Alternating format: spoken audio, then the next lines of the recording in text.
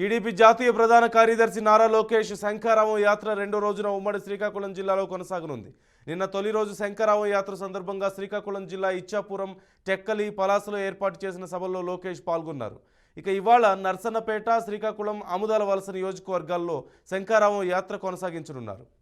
పూర్తి సమాచారం మా శ్రీకాకుళం ప్రతినిధి రాముని అడిగి తెలుసుకుందాం. రాము, ఇవాళ శంఖారావం యాత్ర షెడ్యూల్ ఏ విధంగా ఉంది?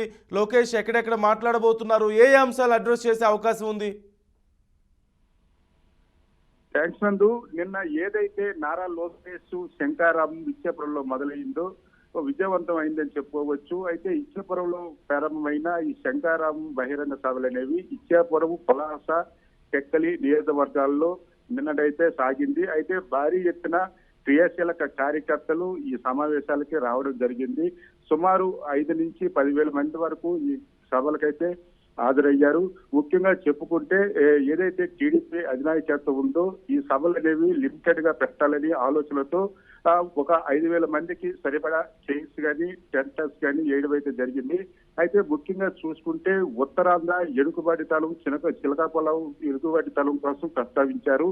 అయితే నిన్న జరిగిన సమావేశాల్లో మనం హైలైట్స్ చూసుకుంటే మంత్రి ఏదైతే సిరి అప్పలరాజు ఉన్నాడో అప్పలరాజుపై అయితే తీవ్ర స్థాయిలో నారా లోకేష్ గుర్చిపడ్డాడు. ఆయన చేసిన అవినీతి అక్రమాలని ఎండగట్టే ప్రయత్నం అయితే చేశాడు. అయితే ముఖ్యంగా కార్యకర్తలను దిశానిర్దేశం చేయడంలో నిమగ్నమై ఉన్నదనుకోవచ్చు.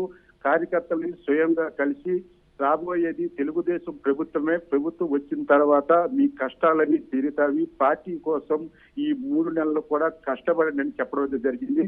అయితే ఈ రోజు మనం షెడ్యూల్ చూసుకుంటే నిన్న రాత్రి నర్సంపేట నియోజకవర్గంలో స్టే చేసిన నారా లోకేష్ 11 గంటలకు బహిరంగ సభలో పాల్గొంటారు. బహిరంగ సభ ముగిసిన తర్వాత శ్రీకాకుళం నియోజకవర్గానికి చేరుకుంటారు. నియోజకవర్గంలో 2.5 గంటలకు కూడా యథావిధిగా బహిరంగ సభ జరుగుతుంది. ఆ బహిరంగ సభ అనంతరం ఆముదాల వలస నియోజకవర్గం పార్లమెంటరీ జిల్లా అధ్యక్షుడు కోన రవికుమార్ నియోజకవర్గం అది. ఆ నియోజకవర్గంలో అయితే ఇప్పటికే భారీ ఏర్పాట్లు అయితే చేయడం జరిగింది. ముఖ్యంగా చూసుకుంటే ఏ నియోజకవర్గం సంబంధించిన నాయకులు కానీ, ఇతర వైఎస్ఆర్సీపీ సంబంధించిన వాళ్ళు కానీ అవినీతి అక్రమాలను ఎండగట్టడమే ధ్యేయంగా అయితే ఈ పర్యటన అనేది జరుగుతుంది. అయితే కార్యకర్తల్లో కూడా నారా లోకేష్ రావడంతో నూతన జోష్ అనేది వచ్చిందనుకోవచ్చు.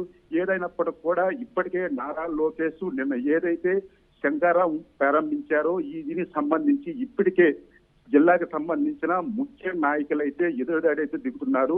నారా లోకేష్ చేసేవన్నీ ఆధారాలు లేని ఆరోపణలని మాత్రం చెప్పడం అయితే జరుగుతుంది. Right, thank you Ramu.